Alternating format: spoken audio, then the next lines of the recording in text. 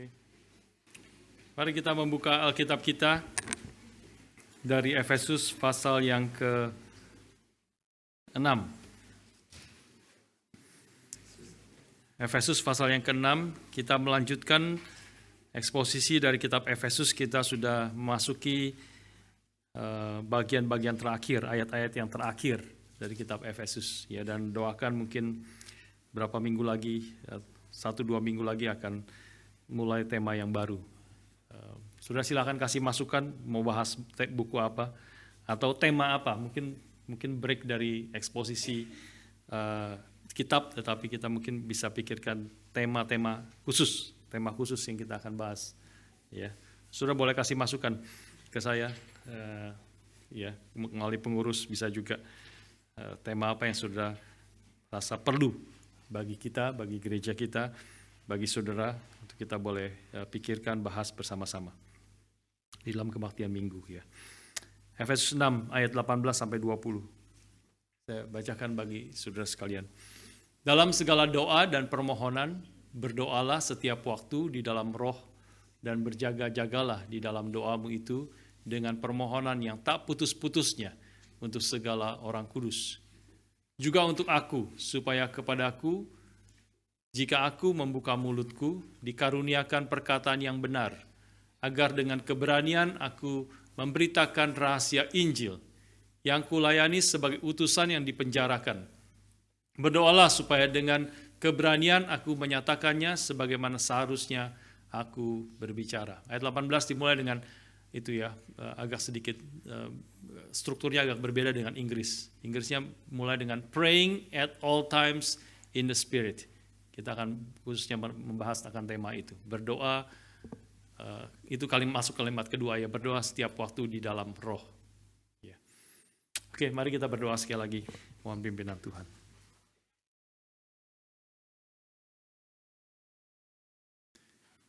Bapa di surga, kami sekarang siap untuk merenungkan, mendengar dan merenungkan akan firman-Mu. Kami sadar bahwa kadang-kadang hati kami tidak siap untuk datang beribadah dan mendengar firman-Mu. Di tengah segala kesibukan kami, di tengah segala persoalan yang kami hadapi, di tengah segala tantangan dan pergumulan yang kami hadapi, kami kadang-kadang datang dengan hati yang tidak siap, dengan segala pikiran yang banyak dan hati yang sibuk. Karena itu kami mohon Roh-Mu yang kudus yang sudah memimpin kami tiba di tempat ini. Kiranya Roh-Mu yang kudus sekali lagi memimpin kami, arahkan seluruh hati dan pikiran kami, sehingga kami boleh sungguh-sungguh mendengar akan firman-Mu. Biarlah ketika kami mendengar akan firman-Mu, kami boleh menyadari Engkau Tuhan yang hadir di tengah-tengah kami. Engkau adalah Allah yang besar. Melalui Roh-Mu yang kudus-Mu menggerakkan hati kami, membuka mata rohani kami, sehingga menyadari Engkau Tuhan yang hidup, Tuhan yang mulia, Tuhan yang mengarahkan seluruh sejarah dunia, dan Tuhan yang adalah gembala kami, yang mengasihi kami, domba-domba milik-Mu. Tuhan, biarlah realita kebenaran firman-Mu, realita tentang Allah yang besar dan mulia, yang penuh kasih itu, boleh menjadi nyata di dalam hati kami yang paling dalam, sehingga membentuk seluruh hidup kami, dan hidup kami boleh semakin berkenan kepada Tuhan. Terima kasih Bapa, kami menyerahkan waktu pemberitaan firman ke dalam tangan Tuhan. Berkati hamba-Mu yang penuh dengan kelemahan, sehingga dia boleh memberitakan firman-Mu yang berkuasa mengubah hidup kami, berkuasa untuk menguatkan iman kami, berkuasa untuk mendidik kami di dalam kebenaran. Terima kasih Bapa, kami berdoa dan memohon semua ini dalam nama anak-Mu yang tunggal, Tuhan kami, Yesus Kristus. Amin. Saudara sekalian, kita hari ini membahas ayat 18-20 yang tadi kita sudah bahas, tentang berbicara tentang pray in the spirit. Ya, kalau saudara bertanya-tanya mengapa saya selalu boleh dikatakan hampir selalu berdoa sebelum kita membaca merenungkan firman. Inilah alasannya, ya, karena Roh Kudus berdoa, karena Roh Kuduslah yang bisa menggerakkan hati kita. Roh Kuduslah yang bisa bekerja, berbicara kepada kita. Perkataan manusia begitu terbatas, tetapi ketika perkataan itu adalah perkataan firman yang dipimpin oleh Roh Kudus, yang Roh Kudus sudah mewahyukan kepada kita dalam Alkitab, dan juga Roh yang sama itu juga bekerja dalam hati kita pada waktu kita merenungkan firman, mendengar firman, maka itulah yang membuat kita boleh dikuatkan, boleh menerima, boleh menyadari bahwa kita adalah anak-anak Tuhan yang boleh datang kepada Dia, dan segala firman yang diberitakan boleh menjadi nyata, memberi kekuatan, menegur kita, membentuk kita, sungguh-sungguh mengerjakan apa yang menjadi kehendak Tuhan di dalam hati kita. Ya. Tanpa Roh Kudus bekerja, maka semua perkataan menjadi sia-sia sebenarnya. Tidak akan menghasilkan apa yang Tuhan inginkan di dalam hidup kita. Saudara, saya akan mulai dengan minggu lalu kita mengingat akan, kita sudah membahas bicara tentang pedang roh atau sword of the spirit, yaitu firman Allah, yaitu salah satu perlengkapan senjata Allah yang Tuhan berikan kepada kita untuk kita boleh pakai melawan musuh kita. Sword of the spirit, ya, saya pernah mendengar seorang memberi perkataan, ini bahasa Inggris ini banyak yang disebut sebagai silent words, ya, saya katakan minggu lalu juga, ya, itu sebutnya bukan sword, saya dulu sebutnya sword of the spirit. Salah itu, ya, itu harusnya sword of the spirit, ya, sword of the spirit, itu jadi there's a silent W. Silent W. Inggris itu banyak sekali silent letter di dalam bahasa Inggris, ya. Ada knife, bukan knife, bukan knife. K-nya itu silent K, ya. Knife, ya. Listen, ada silent T, bukan listen, bukan list jadi listerin, listerin. Listen to me, ya. Ada T-nya tuh di situ sebenarnya kan, LISTEN, tapi T-nya nggak disebut tuh. Tapi jadi orang bahasa Inggris kadang-kadang susah, jadi harus ngerti gimana nih ngomongnya, pronounce-nya bagaimana. Kenapa perlu ada silent letter di situ? Ada banyak sebenarnya, ada banyak silent letter, ditulis tetapi tidak boleh disebut. Ya. Tidak ada, seperti nyebutnya tidak ada. Listen, nggak ada T-nya, nggak ada tuh, nggak ada T-nya, nggak ada di situ. Listen. T-nya dihapus, tetap listen bacanya. Ya, sebenarnya. Ya. Jadi ada seorang komedian mengatakan, saya lebih suka sebenarnya kenapa tidak ada silent number. Ya, ada banyak silent letter, tetapi kenapa tidak ada silent number di bahasa Inggris? Kalau ada silent number itu saya lebih suka silent number.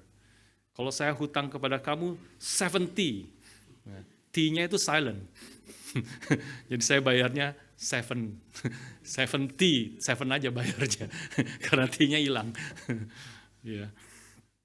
Saudara, hari ini kita bicara tentang juga masih, bukan bicara tentang sword of the spirit, kita melanjutkan, kita bicara tentang pray in the spirit. Ya, berdoa tentang berdoa di dalam roh. Nah, saudara, hal yang pertama yang kita perlu mengerti, waktu Paulus mencatat akan seluruh perlengkapan senjata Allah, maka pray in the spirit, berdoa di dalam roh, tidak termasuk salah satu perlengkapan senjata Allah. Ya, kalau saudara tadi membaca, kan ada apa? Ketopong keselamatan, ada breastplate of righteousness, ya, the shield of faith, ya, perisai iman dan sebagainya. Itu ada perisainya, ada helmet, ada sepatu, ada pedang dan sebagainya. Itu senjata, semua senjata, perlengkapan senjata. Tetapi waktu bicara tentang doa, langsung bicara tentang berdoalah setiap waktu di dalam roh dan berjagalah di dalam doamu itu dengan permohonan yang tak putus-putus untuk segala orang kudus. Jadi tidak ada senjatanya di situ. Ya. tidak ada, ini kaitannya dengan bagaimana senjatanya. Jadi kita harus mengerti hal yang pertama, ini adalah perlengkapan, ini bukan hanya doa di dalam roh, itu bukanlah salah satu perlengkapan senjata Allah. Tetapi dia adalah seperti bensin atau seperti baterai, sekarang kalau mobil, banyak mobil baterai, di dalam mobil. Ya, dia adalah kekuatannya, dia adalah powernya yang menggerakkan seluruh mesin. Dengan seluruh mesin. Ya, berapa bagusnya mobil, kacanya bagus, catnya bagus, modalnya bagus, mesinnya bagus. Semuanya bagus, di dalamnya leather, semuanya digital segala macam. Tapi kalau nggak ada baterainya, tidak ada bensinnya, maka tidak bisa jalan itu semua. Ya stay saja di situ, tidak bisa berjalan. Nah itu doa di dalam roh adalah seperti itu. Ya jadi dia adalah bukan salah satu perlengkapan senjata Allah, tetapi dia adalah kekuatan, the power, yang menjadikan seluruh perlengkapan senjata Allah itu bisa berfungsi dengan baik, dengan efektif. Ya kita, yaitu bagaimana dia bisa berfungsi dengan baik, dengan efektif, yaitu di dalam kuasa dan pimpinan Allah Roh Kudus. Karena itu kita perlu berdoa di dalam roh. Misalnya, ambil contoh, misalnya kasut kerelaan memberitakan Injil damai sejahtera. Memakai kasut kerelaan kita pergi memberitakan Injil damai sejahtera.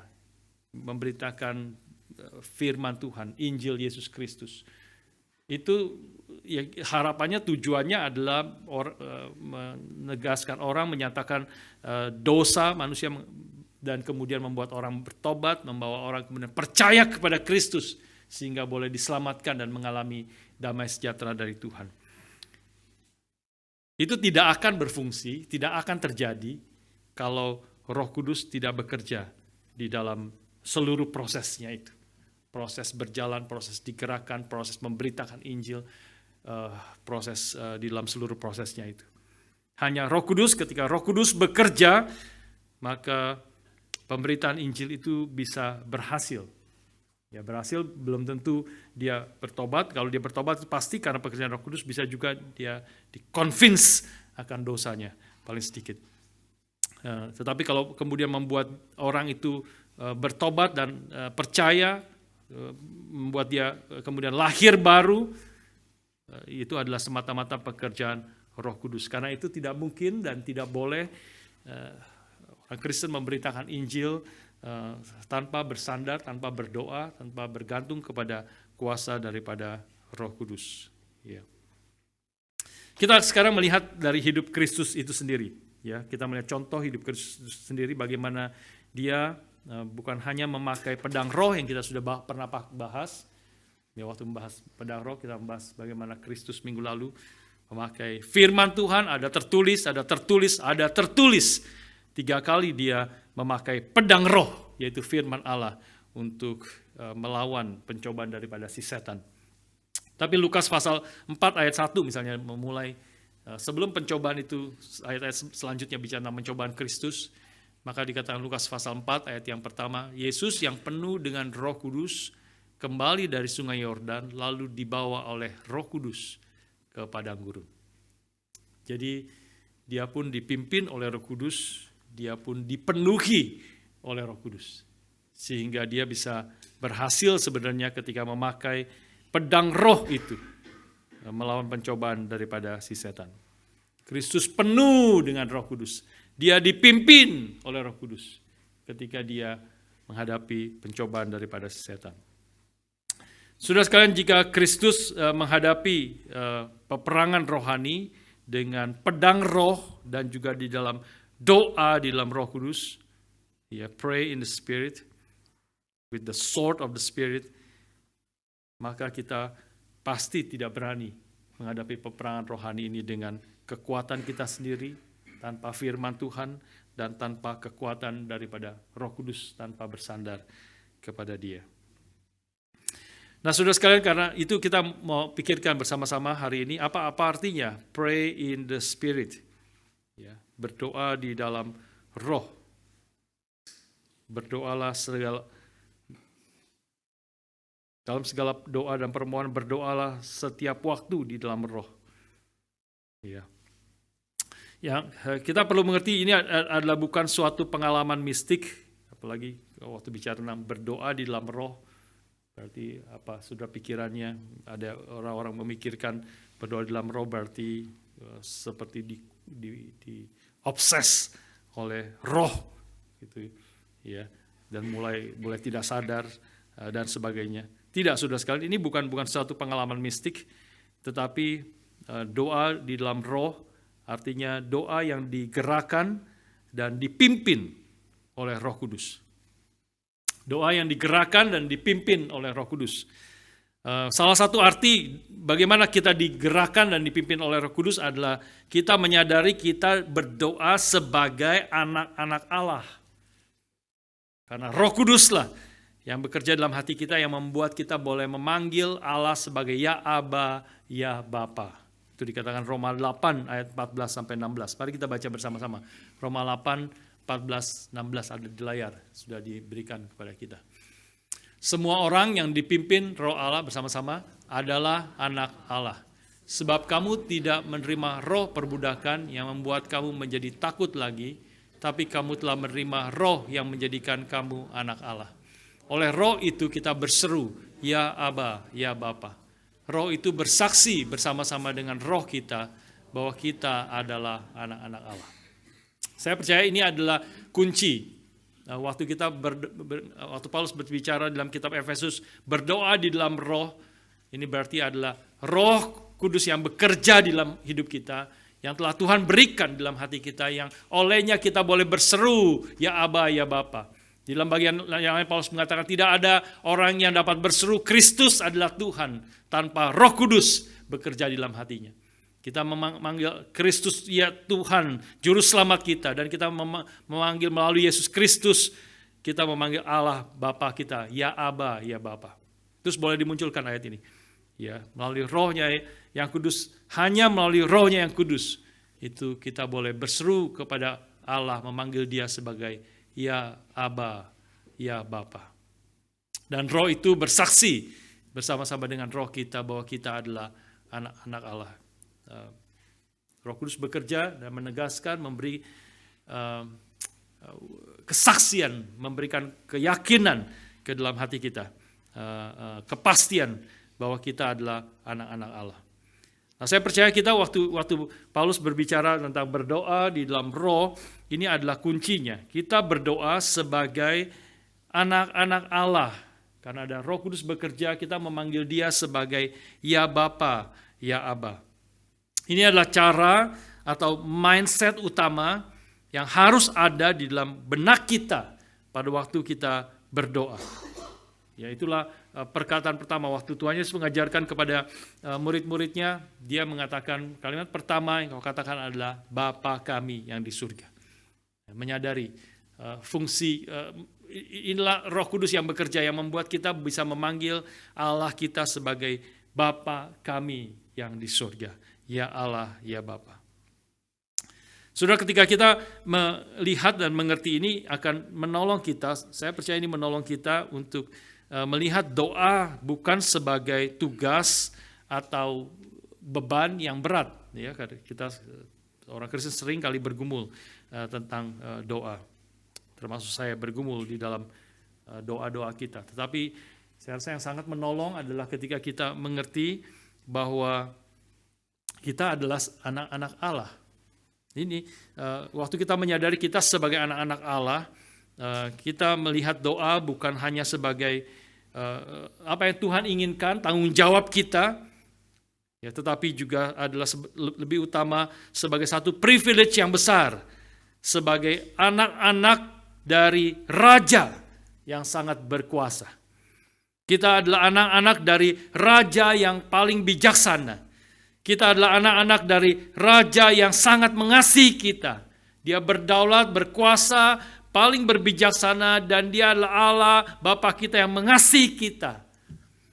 Ketika kita menyadari ini, maka kita mau datang. Bukankah engkau mau datang kepada dia? Bukankah kita mau datang kepada ayah kita? Kalau ayah kita adalah Raja yang berkuasa, paling berkuasa. Dia memiliki segala sesuatu. Dan segala sejarah diarahkan oleh dia. Hati raja-raja di dalam dunia ini yang paling berkuasa ada di tangannya dan dia mengarahkannya sesuai dengan kehendaknya. Bukankah kita mau ingin datang kepada dia kalau dia bukan hanya raja yang berkuasa tetapi raja yang mengasihi kita anak-anaknya.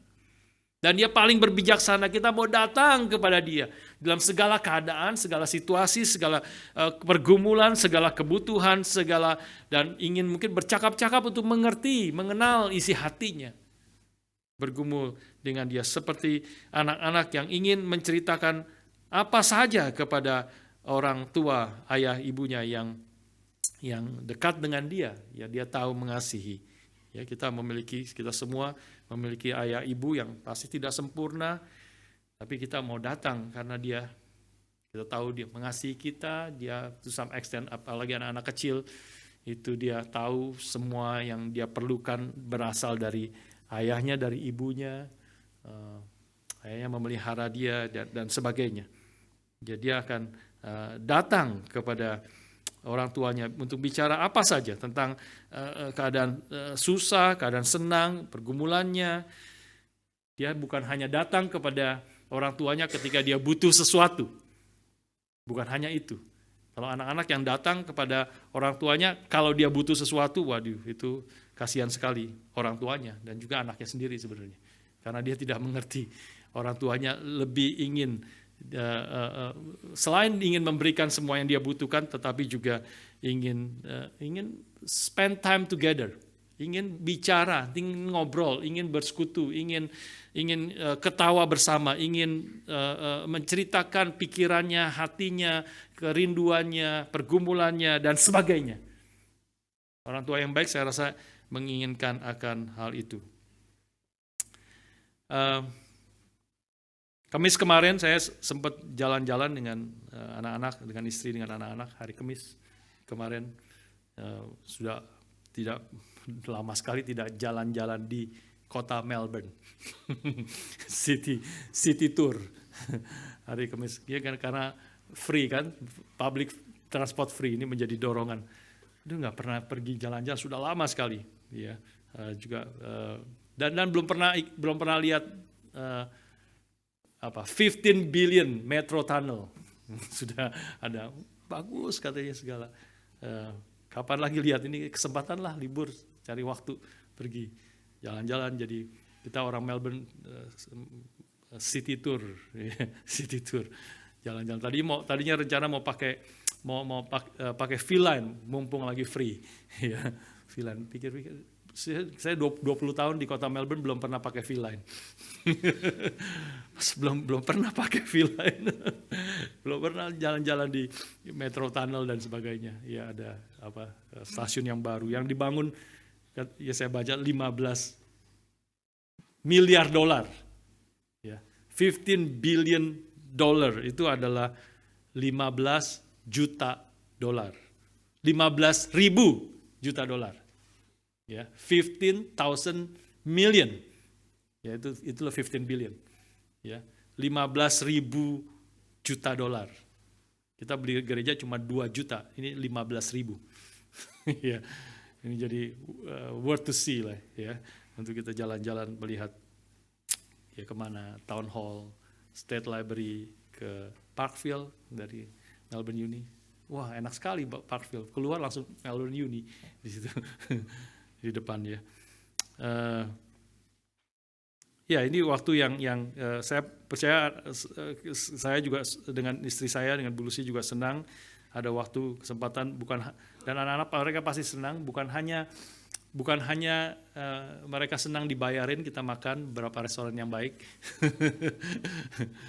Ya, tapi terlebih lagi ya spend time together di kereta, di tram, di bus gitu kan, ya.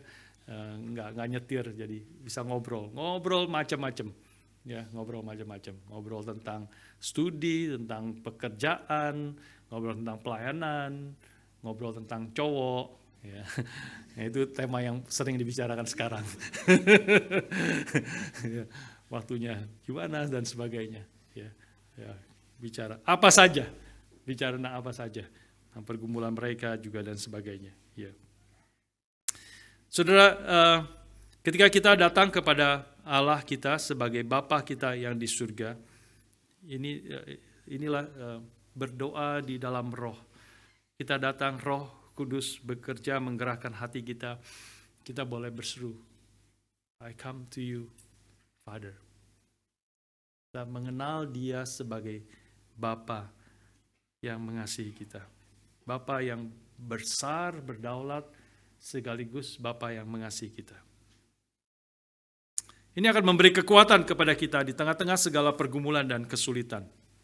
Ya, kita mengingat di awal daripada tema ini, perlengkapan senjata rohani, Paulus mengatakan, be strong in the Lord and put on the full armor of God. Kau ada dalam peperangan, akan ada kesulitan, akan ada pergumulan yang kau hadapi. Kau pakai semua perlengkapan senjata Allah dan kekuatannya untuk berperang, mengalami kekuatan di dalam Tuhan kalau kita connected kepada Bapa, memiliki relasi kepada Allah, pencipta langit dan bumi. Allah yang mengasihi kita, yang telah mengirim anaknya yang tunggal, Yesus Kristus, mati bagi kita, dan mengutus rohnya yang kudus tinggal di dalam kita, menyertai kita. Ketika Kristus mengatakan, aku akan beserta engkau sampai kepada akhir zaman. Terutama dia beserta melalui rohnya yang kudus. Aku pergi kepada Bapa, aku akan mengutus rohku yang kudus itu kepada engkau, yang akan menyertai engkau. Roh yang another counselor. Roh yang memiliki another, dalam bahasa aslinya itu adalah yang selevel, memiliki esensi yang sama, another counselor. Kristus adalah the great counselor. Tapi ini adalah another counselor. Yang another-nya bukan berbeda sama sekali, tetapi memiliki esensi yang sama, selevel dengan dia, dengan counselor dia sendiri, the great counselor. Tapi juga berbeda dengan dia. Karena dia satu pribadi yang berbeda. Allah pribadi ketiga daripada Allah Tritunggal. Inilah yang membuat kita boleh connect kepada Allah Bapa. Ya, memiliki relasi kepada Bapa di dalam roh, melalui rohnya yang kudus. Ini juga kita bisa mengerti, ini artinya berdoa setiap waktu. Ya kan, di sini dikatakan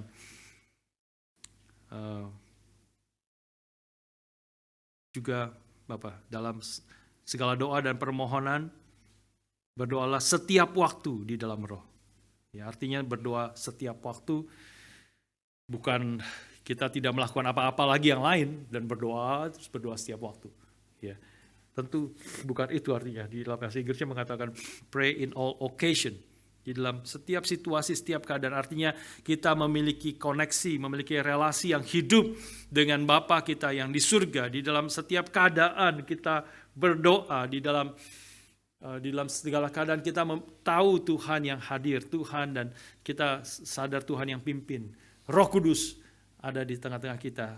Itu Allah Bapa yang menyertai kita. Di dalam apapun, di dalam tentu ada waktu-waktu khusus yang kita perlu pakai untuk berdoa. Dalam doa-doa pribadi, dalam persekutuan doa misalnya.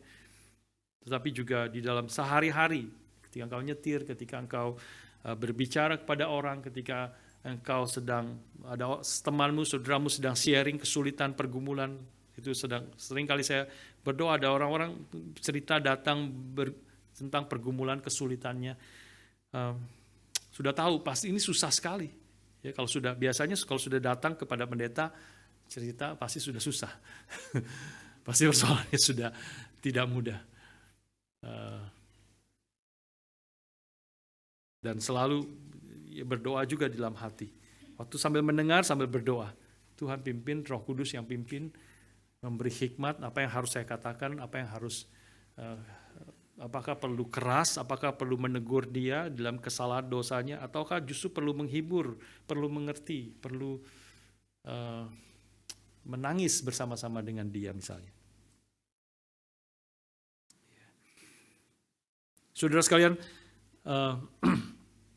ingat juga bahwa waktu Paulus menulis akan surat ini, Paulus menulis surat di Efesus ini, dia sedang ada dalam penjara. Ditegaskan kemudian juga ya, di dalam bagian yang terakhir ayat 20. Yang kulayani, atau saya baca dari ayat 19, juga untuk aku, berdoa untuk aku, supaya kepadaku jika aku membuka mulutku dikaruniakan perkataan yang benar, agar dengan keberanian aku memberitakan rahasia Injil yang kulayani sebagai utusan yang dipenjarakan. For which I am an ambassador in chains. Aku adalah utusan yang dipenjarakan. Ya, memang Paulus sedang menulis surat ini dalam penjara di Roma. Dan pertanyaannya adalah, apakah jemaat di Efesus tidak berdoa untuk pembebasan Paulus? Saya percaya iya, pasti berdoa. Ya, mereka yang mengenal Paulus, mereka tahu dekat dengan Paulus, rasul yang Tuhan sudah pakai dan sekarang ada di dalam penjara. Ya, kalau Pak Tong di penjara, kalau saya di penjara, pasti sudah berdoa di penjara. Ya, berdoa bagi kita, bagi hamba-hamba Tuhan di penjara. Berdoa minta belas kasihan Tuhan, Tuhan bekerja membebaskan hambanya, Rasul Paulus. Tapi kita tahu Rasul Paulus terus ada di dalam penjara dan dia tidak dilepas dari penjara sampai mati. Ya, menurut sejarah kemungkinan besar dia mati di dalam penjara.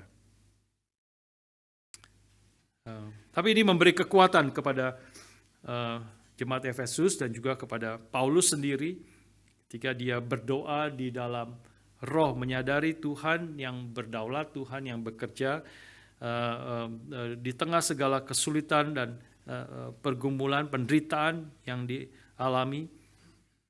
Mereka menyadari bahwa Tuhan adalah Bapa yang di surga, yang maha kuasa, yang berbijaksana, yang mengasihi mereka, akan menolong jemaat Efesus, Paulus, dan juga kita semua terus percaya dan terus bertekun di dalam doa-doa kita.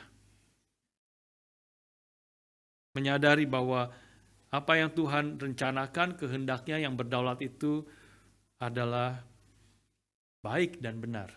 Whatever God ordains is right, seperti salah satu lagu yang kita pernah nyanyikan. Percaya bahwa segala rencananya adalah baik. Karena dia adalah Allah yang baik, yang berkuasa. Dan kalau dia tidak melepaskan, dia punya rencana yang baik. Meskipun kita tidak mengerti sepenuhnya. Seperti anak-anak yang tidak mengerti sepenuhnya apa yang orang tua lakukan. Dan kita sebagai orang tua yang bijak, yang mengasihi anak-anaknya, kita juga mungkin tidak bisa menjelaskan semuanya kepada anak-anak kita. Ya. Tapi kita tahu orang tua yang baik pasti ingin melakukan apa yang terbaik bagi anak-anak kita. Misalnya kita tidak akan memberikan semua yang anak kita mau.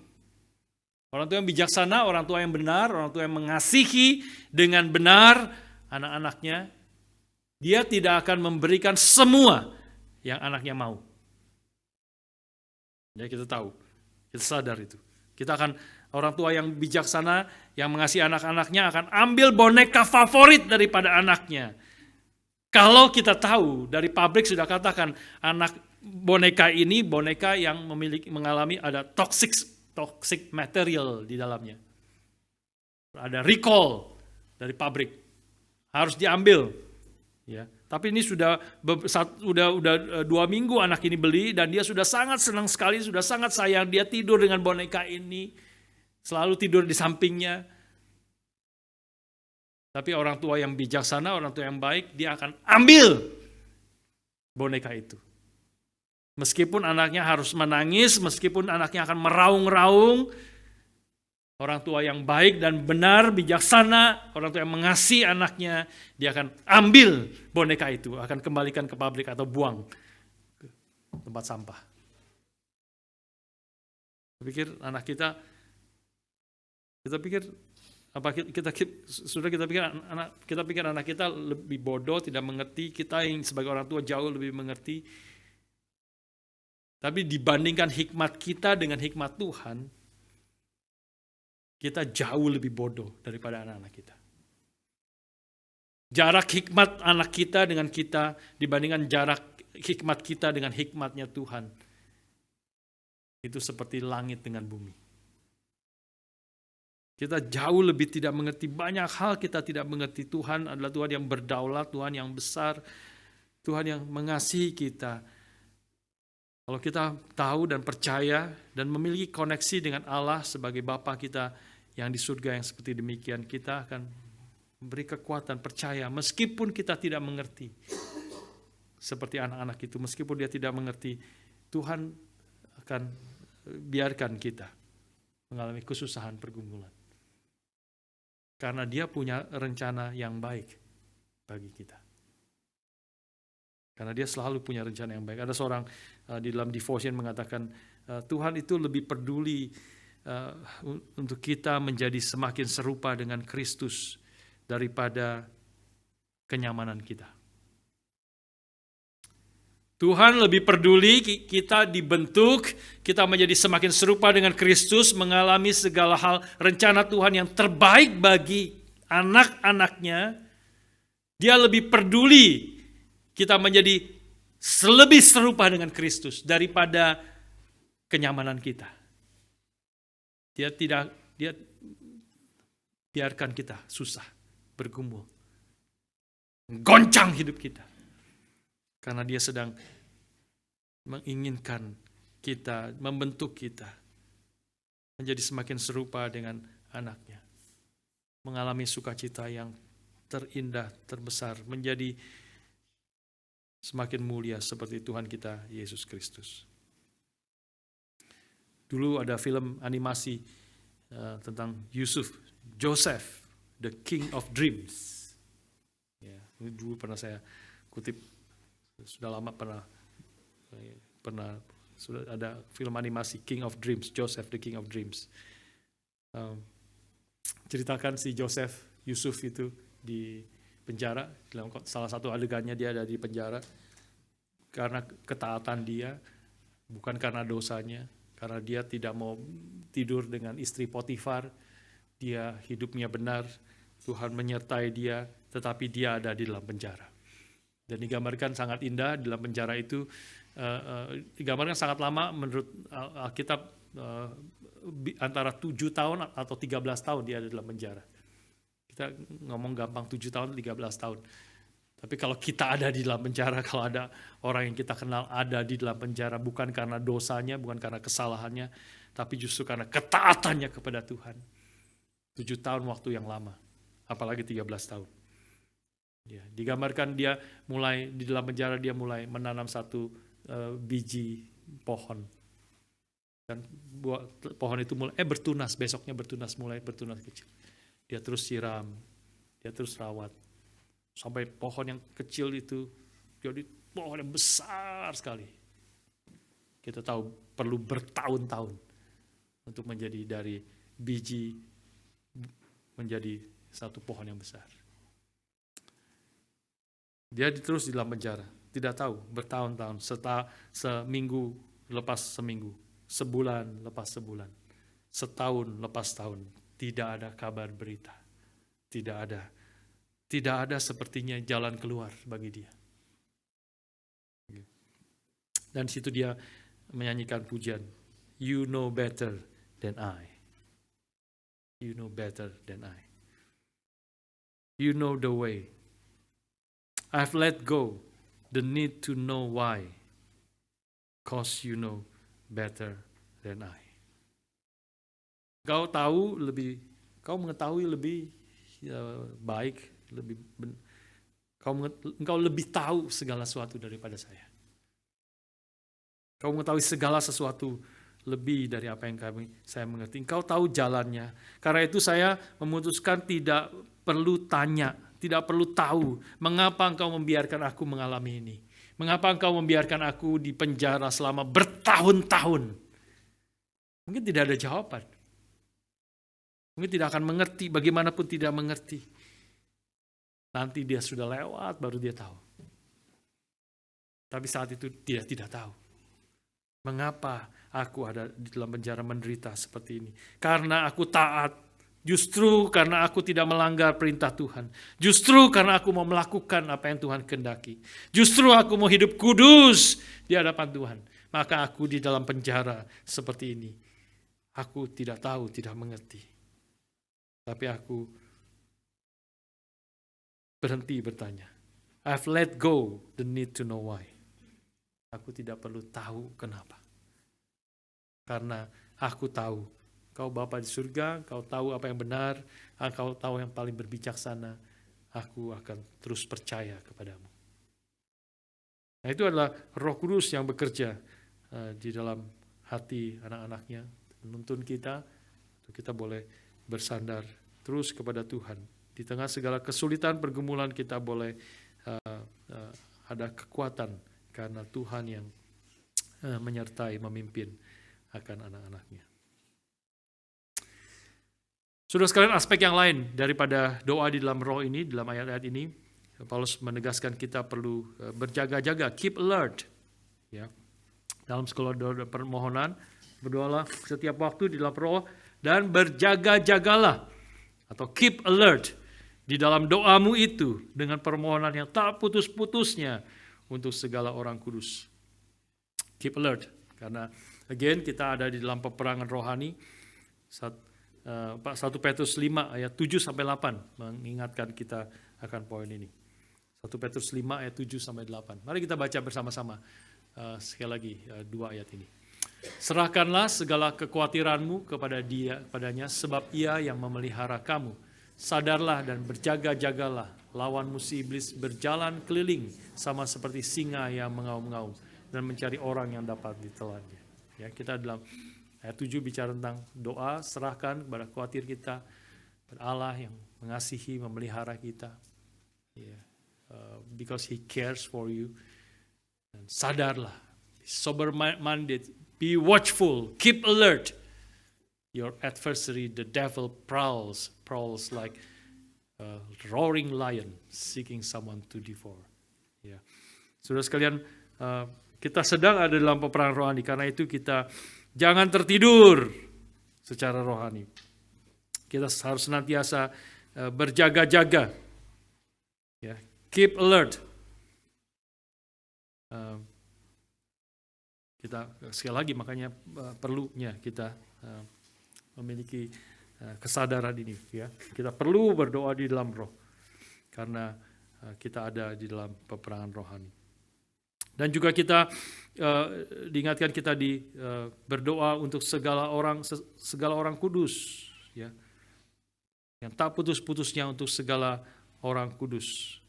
Nah, biarlah kita ingat, kita di dalam doa-doa kita perlu doa orang-orang lain dan kita perlu mendoakan orang-orang lain, khususnya orang-orang kudus. Siapa itu orang kudus? Orang kudus adalah ya orang-orang yang di dalam Kristus. Jemaat di Efesus di dalam bagian-bagian awal disebut sebagai orang-orang kudus. Tidak seperti gereja Katolik yang hanya mengatakan orang kudus itu hanyalah orang-orang kudus tertentu, saints yang dikuduskan. Ya. Tapi Protestan menegaskan orang kudus itu adalah setiap orang yang telah dikuduskan oleh Roh Kudus. Setiap orang yang memiliki Roh Kudus yang sudah lahir dari Roh Kudus. Yang memanggil Allah sebagai Bapa kita yang di surga. Kita semua adalah orang-orang kudus.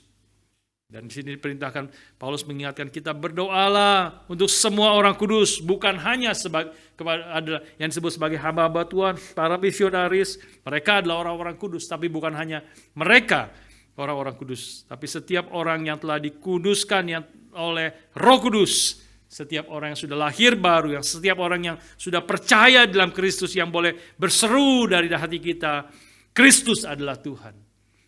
Itu adalah orang-orang kudus. Seluruh jemaat di Efesus, gereja di Efesus adalah orang-orang kudus. Dan setiap kita yang sudah ada di dalam Kristus, yang sudah percaya dalam Kristus, kita adalah orang-orang kudus. Kita perlu mendoakan sesama kita. Setiap orang kudus itu, setiap orang Kristen membutuhkan doa saudara. Ya, berdoa tentu yang bagi di penjara, kesulitan, pergumulan. Tapi setiap kita membutuhkan saudara kita. Setiap orang Kristen membutuhkan akan doa saudara, dan setiap saudara juga membutuhkan doa daripada teman-teman kita. Tidak ada pengecualian. Ya, semua kita membutuhkan, saling membutuhkan doa dari saudara-saudara kita. Sudah pernah tahu lagu itu? Sebagian pasti tahu. When you pray, will you pray for me? Ya. Ini lagu yang kita nyanyikan, katakan kepada teman kita, kepada saudara kita, kepada orang kudus yang lain. When you pray, will you pray for me? For I need His love and His care. When you pray, will you pray for me? Will you whisper my name in your prayer? Boleh dimunculkan kutipan itu? Ada nggak? Saya sudah berikan. Ada. Tahu lagu ini? Ibu Indri bisa main? Bisa main. When you pray, will you pray for me? For I need His love and His care. When you pray, will you pray for me? Will you whisper my name in your prayer? Tahu, it's very simple. Ya. Boleh? Bisa main? Sudah bisa? Cari notnya dulu. Oh, Ibu Caca bisa. Ibu Milka. Panggilnya. Ya, Ibu Milka. Sudah mungkin nggak tahu.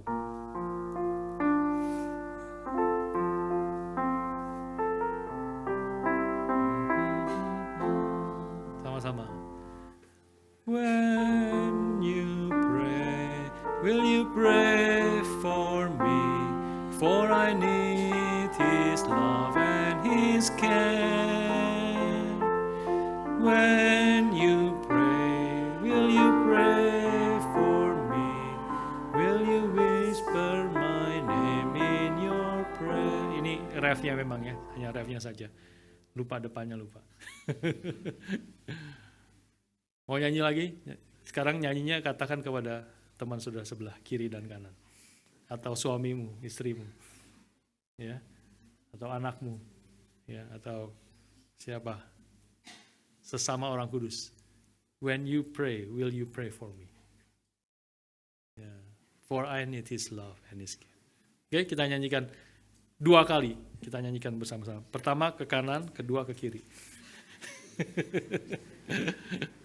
Oke.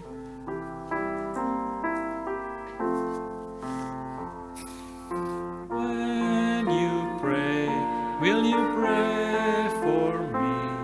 For I need His love and His care. When you pray, will you pray for me? Will you whisper my name in your prayer? Hafal ya, hafal gampang kan? Kata-katanya hafal kan, gampang ya. Jadi jangan lihat, dimatikan habis ini. How, when you pray, will you pray for me? For I need His love and His care. When you pray, will you pray for me?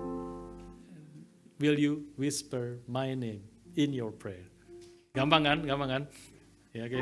2 kali lagi deh ya. Sekali lagi kita menghafal, habis itu ditutup, dimatikan. Terus kita ngomong ke kiri kanan kita. Ya. Sekali lagi kita hafal. When you pray, will you pray for me? Will need His love and His care. When you pray, will you pray for me? Will you whisper my name in your prayer? Nah, ditutup sekarang. Kita nyanyi kata sebelah. When you pray, will you pray for me? For I need His love and His care. When you pray, will you pray for me? Will you whisper my name in your prayer? Ya, kalau sudah hari ini lupa semua khotbah, pasti sudah ingat lagu ini. Ya.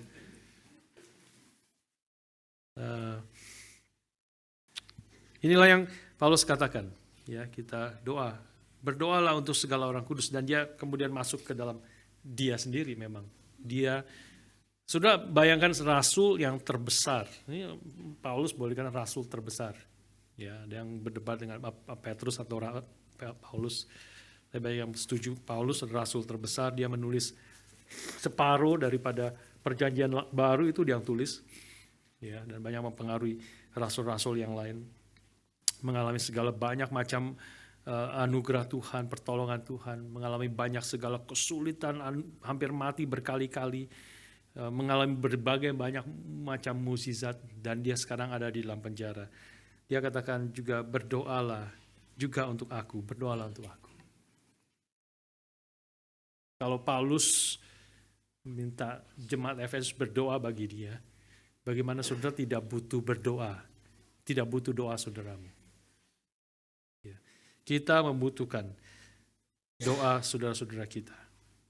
Dan kita perlu, dan saudara-saudara kita membutuhkan doa kita. Ya, karena itu kita boleh berdoa, saling berdoakan satu dengan yang lain. Dan berdoa di dalam segala doa dan permohonan. Ya, berdoa di dalam segala doa dan permohonan, dikatakan di dalam kalimat selanjutnya. Artinya kita perlu expand ya doa kita, hati kita perlu semakin luas, kita perlu bertumbuh di dalam doa-doa kita, supaya doa kita itu semakin sesuai dengan hati Allah. Ya, kita jangan jadi ini berdoa adalah pertumbuhan, exercise kerohanian kita. Itu kita berdoa, kita menjadi tidak bosan, kita terus bertumbuh di dalam doa-doa kita. Kita bertumbuh, segala macam doa, segala macam persoalan yang ada. Beberapa yang disimpulkan tentu di dalam doa Bapa kami. Doa Bapa kami, doa yang pertama setelah menyebut Allah Bapa kami yang di surga, doa yang pertama adalah dipermuliakanlah, dikuduskanlah namamu. Hallowed be your name, dikuduskanlah namamu. Apakah saudara pernah berdoa atau apakah sudah sering berdoa supaya nama Tuhan dipermuliakan? Biarlah setiap hari, harap itu doa pertama kita. Setiap hari pagi. Sebelum kita mulai hari itu kita doa, Tuhan biarlah namamu dipermuliakan di dalam hidupku hari ini. Dalam apa yang aku kerjakan, dalam interaksiku dengan istriku, dengan suamiku, dengan anak-anak. Di dalam studiku, di dalam pergaulanku, di dalam hatiku, yang paling dalam pikiranku, biarlah Tuhan dipermuliakan. Nah, kita mulai expand. Saya tidak tahu seberapa banyak dari saudara yang berdoa seperti demikian. Berdoa juga supaya Tuhan dipermuliakan di dalam hidup istriku, anak-anakku, suamiku, teman-temanmu. Ya, biarlah nama Tuhan dipermuliakan, biarlah mereka sadar Tuhan itu besar, Tuhan itu mulia, Tuhan itu agung, Tuhan itu hidup, dan dia lebih berkuasa dari segala sesuatu yang ada di dalam dunia ini. Biarlah orang-orang, teman-temanku melihat, menyadari kebesaran namamu. Biarlah namamu dipermuliakan melalui seluruh apa yang aku kerjakan. Apakah saudara bertumbuh untuk berdoa juga untuk pertumbuhan iman daripada kita semua, saudara sendiri, anak-anak, keluarga, teman-teman KTB-mu, ya, mereka bertumbuh, mereka semakin memiliki hati yang mengasihi Tuhan, berakar dan berdasar dalam kasih Tuhan, makin mengalami. Saudara pernah berdoa gitu gak? Berdoa supaya kita, teman-teman kita, orang-orang kudus yang lain semakin mengalami berapa dalamnya kasih Kristus, berapa panjangnya, berapa tingginya, berapa lebarnya. Kasih Kristus makin berakar, berdasar di dalam kasih itu. Dan bertumbuh makin mengasihi Tuhan. Doa kedua adalah datanglah kerajaanmu. Berdoa untuk keadilan dan damai yang dari Tuhan. Kerajaan, ada keadilan, ada damai yang dari Tuhan. Kasih dan kebenaran yang nyata di dalam dunia ini. Dalam dunia yang penuh dengan kekacauan, penuh dengan peperangan. Expand. Kita berdoa, datanglah kerajaanmu. Biarlah engkau yang bertata nyata. Kerajaan yang adil, kerajaan yang penuh dengan kasih dan kebenaran. Ada damai dari Tuhan yang menguasai hati orang-orang sekeliling kita yang kesulitan, pergumulan, dan sebagainya. Kita berdoa. Biarlah kehendak-Mu jadi. Ya, berdoa, Tuhan biarlah kehendak-Mu jadi. Itu permintaan hal-hal yang paling penting. Tentu setelah itu boleh doa hal-hal kebutuhan-kebutuhan kita sehari-hari. Kesulitan yang kita hadapi, bukan berarti ya makan kita dan sebagainya, itu representasi dari segala kebutuhan kita. Tapi sebelum itu biarlah expand doa kita. Kita berdoa untuk biarlah kehendak Tuhan jadi. Kita berdoa untuk pertobatan orang-orang berdosa. Tuhan menginginkan orang-orang berdosa kembali. Ini kehendak Tuhan. Tuhan menghendaki supaya anak-anak makin mengenal Tuhan. Kita bertumbuh makin serupa dengan Dia. Tuhan menghendaki supaya gerejanya menjadi gereja yang berdoa, gereja yang menjadi saksi Kristus di tengah-tengah dunia ini. Gereja yang saling mengasihi satu dengan yang lain. Kita sudah berdoa untuk hal itu. Berdoa dengan segala macam doa dan permohonan. Dan tentu akhirnya berdoa secara spesifik. Paulus memberi contoh untuk dia sendiri.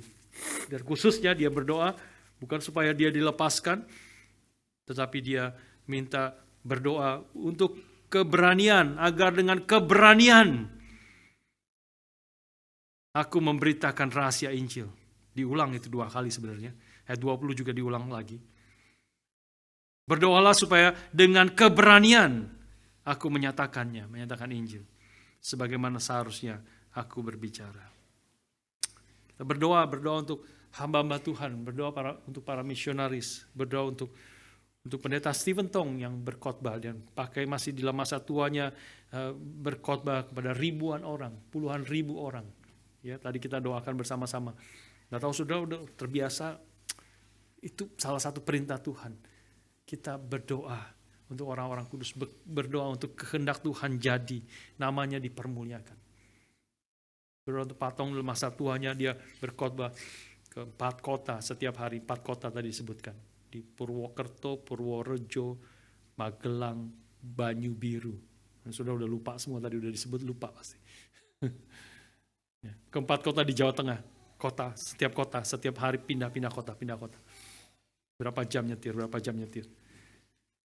Persiapannya begitu banyak. Orang-orang yang mempersiapkan, yang melayani gereja-gereja Tuhan.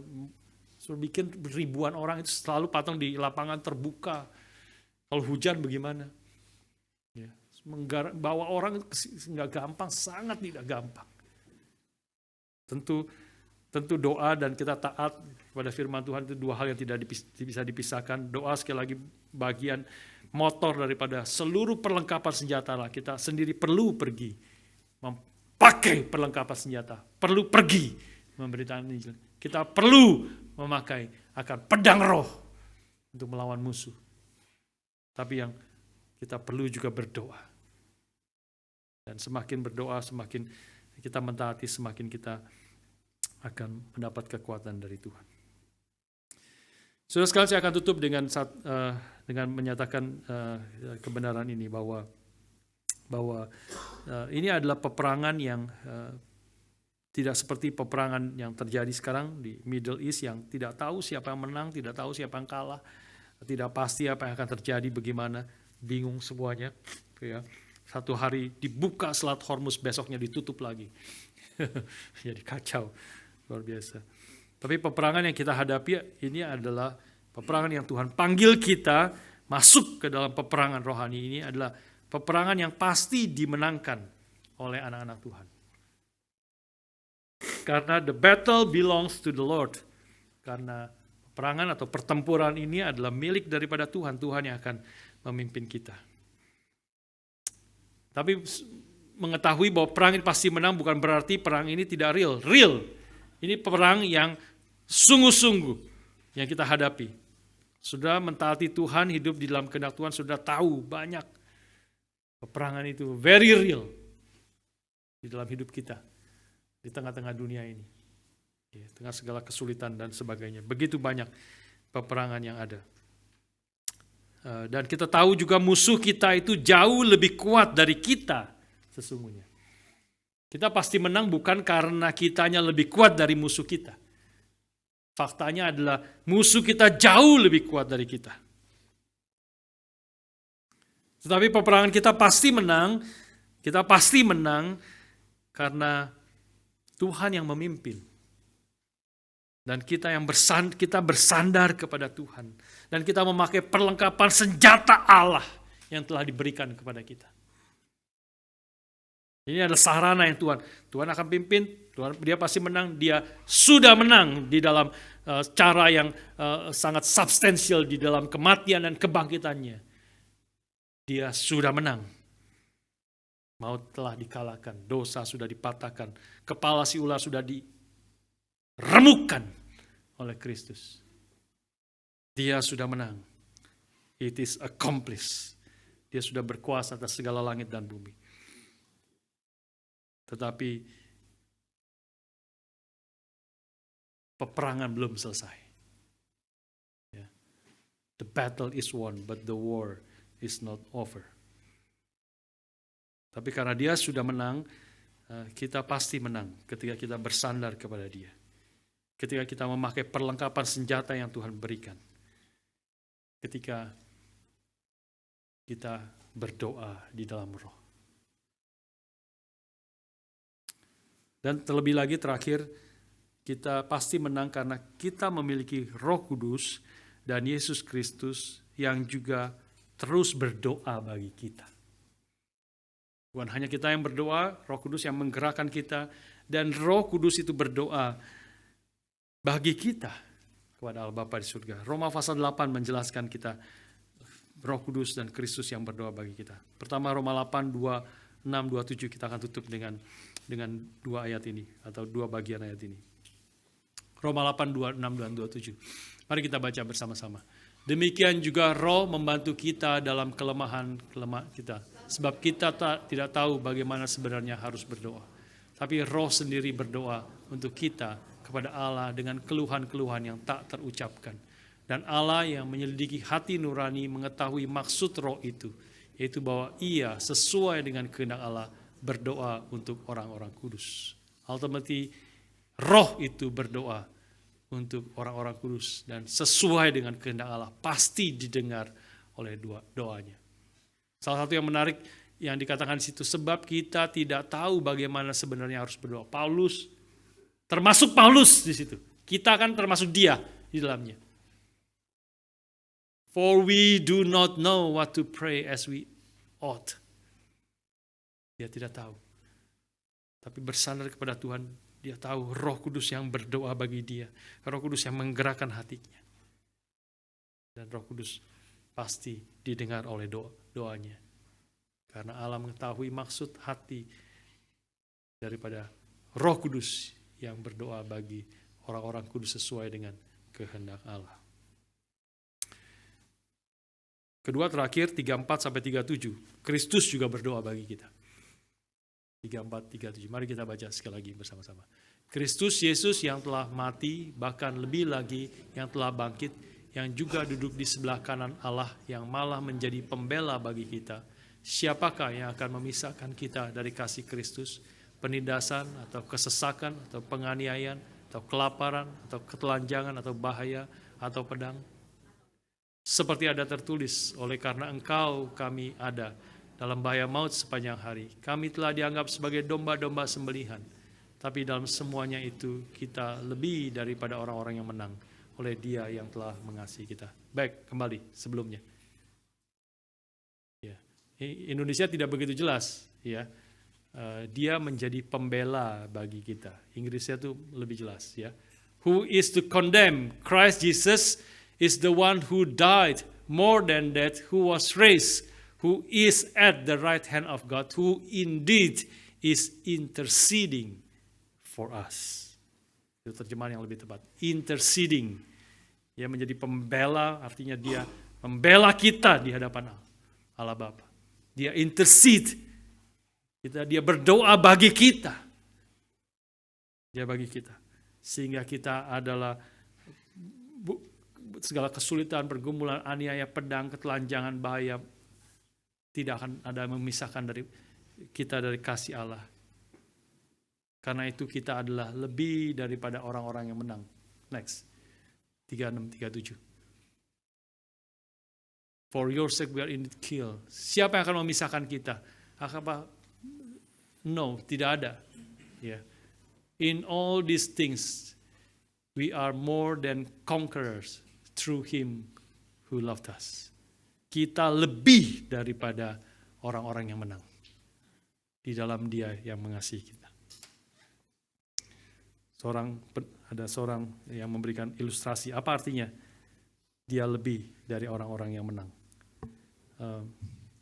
Sebagai penutup, dia diceritakan orang sedang lari long distance running, ya, keliling di athletic track di Senayan atau di mana, ya, keliling. Katakan berapa? 3.000 meter atau 3.000 meter katakan. Lari berarti satu putaran biasanya 400 meter, ya. Dia berarti berkali-kali lah, banyak kali. 3.000 meter dia harus muter. Maka dia pelari ini berlari dengan mulai dengan lari jarak jauh pasti tidak boleh cepat-cepat awalnya. Tapi dengan konsisten. Terus konsisten, mulai lari. Mulai 1.000 meter, ya, 1.500 meter. Dia mulai bergantian. Kadang-kadang dia di depan, kadang-kadang musuh lawannya melewati dia. Di depan lagi, bergantian terus. Mulai 2.000 meter, mulai terus semakin hari semakin dekat sampai dia rasa terus semakin dekat dia semakin kencang, larinya semakin kencang. Dan dia sudah lewat, seperti sudah banyak melewati orang-orang lain. Sampai satu putaran terakhir dikasih bunyi gitu kan, satu putaran terakhir atau mungkin 2 putaran sebelumnya juga dikasih bunyi, dikasih tahu tanda teng ini adalah putaran terakhir. Dia lari semakin kencang, terus semakin kencang. Dan dia lihat begitu dia lari kencang, dia lihat masih ada musuhnya di depan ternyata. Dia sudah bingung, countingnya sudah bingung gitu ya, sudah banyak muter. Dia lihat masih ada musuh di depan, dia lari kencang lagi, musuhnya lari kencang lagi, semakin kencang. Dia semakin sekuat tenaga, dia lari, dia kejar. Sampai akhirnya sampai garis finish, dia berhasil melewati musuhnya itu, dan dia berhasil menang. Wah, semua orang tepuk tangan, semua orang senang sekali, dan juga dia senang sekali, sudah capek setengah mati, sudah mau mati, ya, tetapi dia berhasil menang. Ternyata mengkagetkan semua orang. Baru itu dia finish, musuhnya yang dia baru lewatin terakhir itu masih lari lagi 1 putaran. Dia sudah lewatin, dia masih lari lagi 1 putaran. Kenapa? Ternyata dia bukan hanya menang, dia menang lebih dari 1 putaran daripada musuhnya. Itu artinya he is more than conqueror. Dengan kekuatan yang Tuhan berikan, dengan bersandar kepada Tuhan, dengan memakai perlengkapan senjata rohani, berdoa setiap waktu, kita bisa menjadi lebih dari pemenang karena Kristus yang juga berdoa bagi kita. Karena ultimately Roh Kudus yang berdoa bagi kita. Karena itu biarlah kita boleh dikuatkan, kita boleh terus bersandar kepada Tuhan dan percaya penuh Dia adalah Allah yang mengasihi kita, Roh yang Kudus yang menggerakkan hati kita. Dan Kristus anaknya yang tunggal terus berdoa bagi kita. Dia bukan hanya telah mati dan bangkit, Dia duduk di sebelah kanan Allah berdoa bagi kita. Kita, saudara, satu persatu umat Tuhan. Bukan secara umum, bukan hanya secara umum, secara global gerejanya. Betul, dia berdoa bagi gerejanya. Tapi juga bagi satu persatu, bagi saudara. Bagi saya. Kita yang begitu lemah, hidupnya yang begitu remeh, kita hidup seperti tidak ada, seperti kerutinan kita. Biarlah kita ingat, Tuhan berdoa bagi kita pribadi lepas pribadi. Seperti gembala yang mengenal dombanya satu persatu. Dia panggil dombanya by its name. Dia Tuhan yang berdoa bagi kita, bagi saudara, bagi engkau dan saya. Karena Tuhan memimpin, beri kekuatan kepada kita. Mari kita berdoa.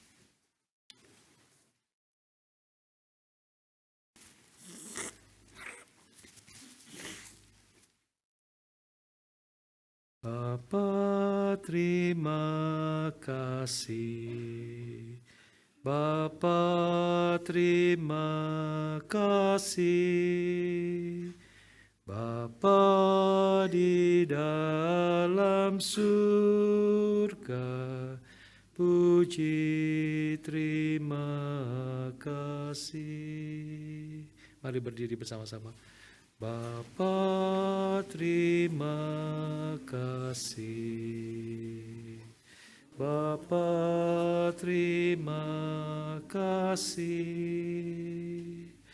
Bapa di dalam surga, puji terima kasih.